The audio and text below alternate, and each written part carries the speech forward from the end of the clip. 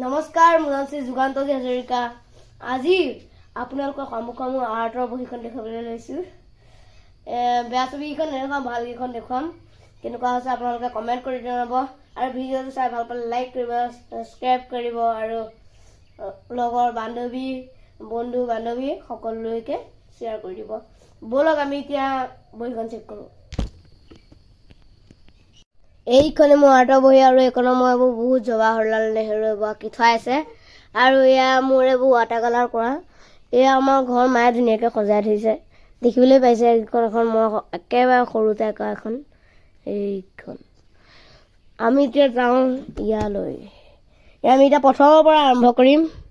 First এইখন ছবি, এইখন মই প্ৰথম ৱাটাৰ কালাৰ কৰোঁতে এই গছজোপা আঁকিছিলোঁ, আৰু এইখন ভালকৈ নহ'লগৈ, বহুত বেয়া হ'ল।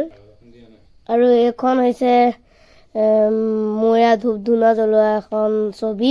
এইখন মই দমচ কালাৰে আঁকিছিলোঁ। এইখন দমচ কালাৰে কেনেকুৱা হৈছে ক'ব।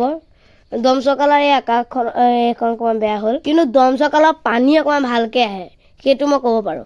আৰু এইখন হৈছে মোৰ এইখন কলগছ। মই এইখনত কলথোকা এটা আঁকি দিম বুলি ভাবিছিলোঁ, কিন্তু নেআঁকিলোঁ, অকণমান টান হ'ব। এইজন প্ৰভু আপুনি চিনি পাইছেনে নাই? জয় হনুমান, ৰাম ভক্ত হনুমান। ডালিমৰ এই চাৰিওফালে অকণমান ৰং লাগি গ'ল, কাৰণ এপিনেও এখন ছবি আছে। এইটো আম এটা আঁকিছিলোঁ মই, দেখিবলৈ পাইছে কেনেকুৱা হৈছে কওক। এইজোপা কি ফুল বাৰু? আপোনালোকে এজোপা কমেণ্ট কৰিব। অ'কে, এইজোপা আপোনালোকে কমেণ্ট কৰি ক'ব এজোপা কি ফুল। অপশ্যন দিয়া নাথাকিব, কমেণ্ট কৰি ক'ব মই মানে আঁকিব পাৰিছোঁ নে। এইকপি শ্বেডিং কৰা হৈছে। এতিয়া মোৰ ফেভৰেট ক্ৰিকেটাৰ বিৰাট কোহলীক আঁকিছিলোঁ, কেনেকুৱা হৈছে কওক।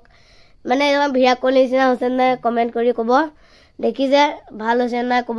এইখন এখন শৰাই, দেখিবলৈ পাইছে। এইখন মই ছেটিং কৰিছোঁ, ৰিয়েল লগতে হৈছে নাই সেইটো কওক। চক ভালেই হৈছে চাগে। আজিৰ ব্লগটো ইমানেই। আপোনালোকে আজি চেনেলটো চাই ভাল পালে লাইক কৰক, শ্বেয়াৰ কৰক, আৰু ছাবস্ক্ৰাইব কৰিবলৈ নাপাহৰিব। বাই বাই, নেক্সট ভিডিঅ'লৈ লগ পাম।